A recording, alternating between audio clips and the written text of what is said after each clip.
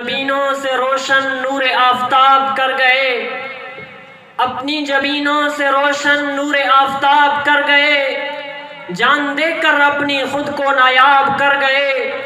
अब जो खिलते हैं फूल उन्हीं के दम से हैं, जो अपने खून से इस चमन को सैराब कर गए। खुद खा के जख्म अपने सीनों पे अफी, वो इस वतन की मट्टी को गुलाब कर गए। माशाअल्लाह, जज़ाकल्लाह। ये थे उमैर अहमद बिन शकील अहमद चन्ना, जो आप हजरात के सामने अपनी तकरीर पेश फरमा रहे थे। अब मैं गुजारिश करूँगा इस मुकाबले के अगले शहसवार इफ्तिखार हुसैन बिन निज़ामुद्दीन पिताफी को कि वो डाइस पर तशरीफ़ लाएँ और अपने ख्यालात का इजहार फरमाएँ। इफ्तिखार हुसैन बिन निज़ामुद्दीन पिताफी।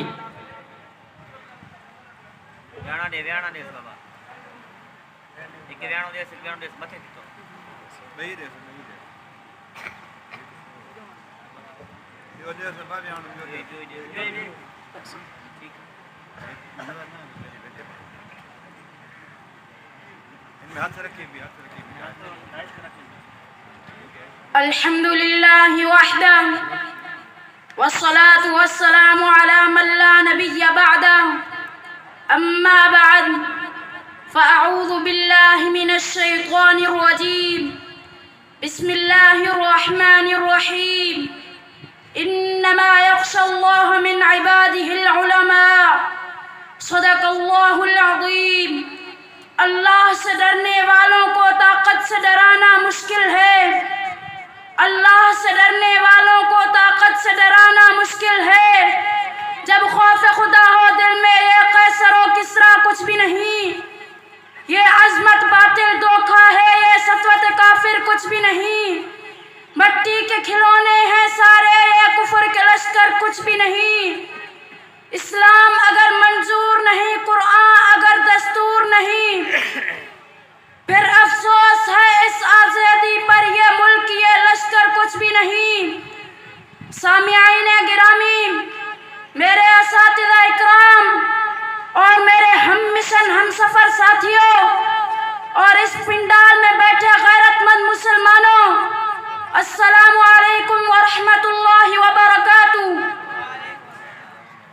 आज मैं जिस उन्वान पर लब्बे कुशाई करना चाहता हूँ वो है तहरीक आज़ादी पाकिस्तान में उलमा देवबंद का किरदार। 14 अगस्त 1947 ये वो तारीख है जिसमें हमारा मुल्क गैरों के कब्जे से आज़ाद हुआ। इस मुल्क को गुलामाना जिंदगी से निकाल कर आज़ादी की जिंदगी अता करने में उलमा देवबंद ने बड़ी कुर्बानियाँ दी हैं। 1000 साल तक हिंदुस्तान में इस्लामी हुकूमत रही है। फिर इस्लाम दुश्मन कुव्वतों ने जब खारजी और दाखिली मुदाखलत करके इस्लामी सल्तनत को मिटाने की पूरी कोशिश की तो उनका मुकाबला भी उलमा देवबंद ने किया है। सबसे पहले उलमा हक में से जिसने आज़ादी की तहरीक चलाई उसका नाम है शाह वलीउल्लाह रहीमुल्लाह। शाह वलीउल्लाह रहीमुल्लाह वो हस्ती है जिसने बातिल से हर महाज पर टक्कर खाई है। हजरत जी के बेटे शाह अब्दुल अजीज मुहद्दिस दहलवी ने जब हिंदुस्तान को दारुल हरब का फतवा दिया तो शाह अब्दुल अजीज रहीमुल्लाह को जेल में डाला गया। शाह जी के अंगूठे काट दिए गए, जलावतन किया गया। शाह जी ने सब मुजालिम को बर्दाश्त किया, अपने फतवा पर डटे रहे। फिर इस तहरीक आज़ादी को सैयद अहमद शहीद जो इसी खानदान के तरबियत याफ्ता थे, दूसरा सैयद इस्माइल शहीद जो इसी खानदान के फर्जंद हैं, दोनों इस तहरीक आज़ादी को आगे लेकर चले। इन दोनों सपूतों ने जिहाद का आलम बुलंद किया। जब शाह जी का काफिला उस जगह पहुंचा जहां आज दारुल उलूम बना है, इस जगह पर शाह अहमद शहीद रहीमुल्लाह ने फज्र की नमाज पढ़ी और फरमाया, मुझे इस जगह से उलूम नबूवत के चश्मे फूटने की खुशबू आ रही है। यह दारुल उलूम के वजूद से पहले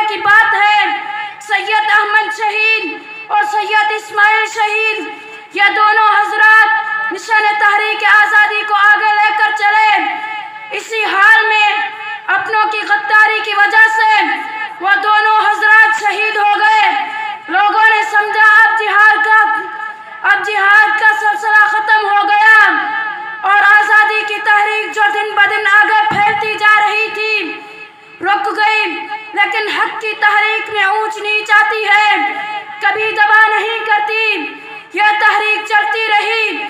اسی دوران انگریز سامراج نے ہندوستان پر قبضہ کیا اور علماء حق نے آپس میں مشورہ کیا کہ اب کیا کریں۔ مشورہ یہ طے پایا کہ ان کے ساتھ جہاد کریں۔ مشورہ تھان بھون میں ہوا، اس کی صدارت حاجی امداد اللہ مہاجر مکی رحم اللہ نے کی۔ اس اجلاس اور اس شرکا میں مولانا رشید احمد گنگوئی، مولانا محمد قاسم نانوتوی، حافظ حامد شہید وغیرہ ہیں۔ کسی نے کہا کہ انگریز کے خلاف جہاد نہیں کرنا، وہ بہت طاقتور ہیں۔ مولانا محمد قاسم نانوتوی نے فرمایا، بھائی آپ آج کی طاقت کو دیکھتے ہیں، نبی کی غزوہ بدر کی طاقت کو نہیں دیکھتے، جہاں 1000 مسلح کافر تھے، دوسری طرف حضور کے 313 صحابی ہاتھ خالی تھے۔ کیا ہمارے پاس کم طاقت ہے؟ ہم کسی بھی درجہ میں مقابلہ تو کر سکتے ہیں۔ پھر شاملی کے میدان میں جہاد شروع ہوا، جس میں علماء حق کو ظاہری اعتبار سے شکست ہوئی، کئی علماء شہید ہو گئے۔ حاجی امداد اللہ مہاجر مکی رحم اللہ پر گرفتاری کی وارنٹ جاری ہو گئی۔ حاجی صاحب مکہ مکرمہ کی طرف منتقل ہو گئے۔ مولانا رشید احمد گنگوئی 6 ماہ کے لیے جیل میں بند ہو گئے اور مولانا محمد قاسم نانوتوی 3 دن کے لیے روپوش ہو گئے۔ پھر مولانا محمد قاسم نانوتوی نے فرمایا، میں 1 دن بھی روپوش نہ ہوتا، میں اتباع سنت کرتے ہوئے 3 دن روپوش رہا۔ پھر مولانا محمد قاسم نانوتوی میدان میں نکلے اور اس وقت کے علماء جو تحریک کا حصہ تھے، انہوں نے اور مولانا محمد قاسم نانوتوی نے مشورہ کیا کہ اب کیا کریں۔ مشورہ یہ طے پایا کہ طاقت کو بڑھایا جائے، ادارے کا بنیاد رکھا جائے جس سے علماء اور مجاہد پیدا کیے جائیں۔ دارالعلوم کا بنیاد رکھا گیا۔ دارالعلوم کا بنیاد رکھنے والے 5 علماء تھے، مولانا محمد قاسم نانوتوی، مولانا رشید احمد گنگوئی، مولانا سید رفیع الدین، مولانا سید احمد سہانپوری اور مولانا محمد عابد حسین صاحب تھے۔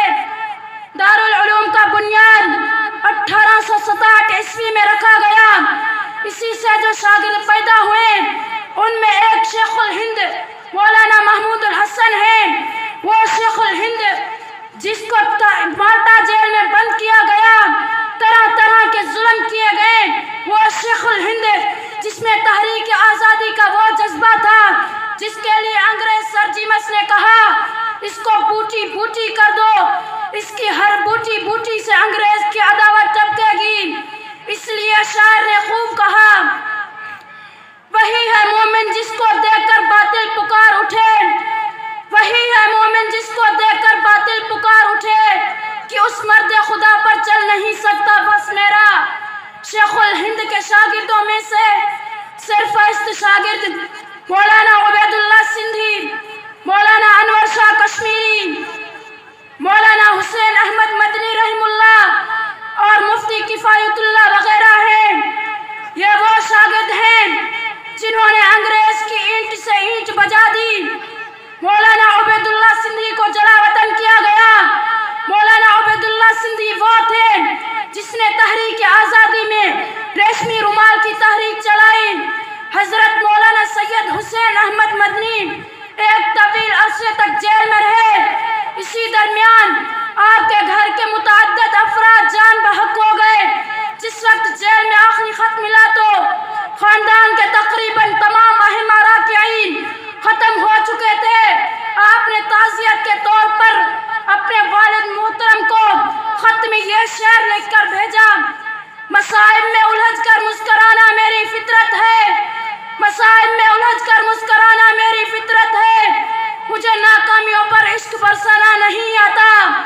کچھ دانشور لوگ اور سیکولر ذہن کے لوگ یہ کہتے ہیں کہ تحریک آزادی پاکستان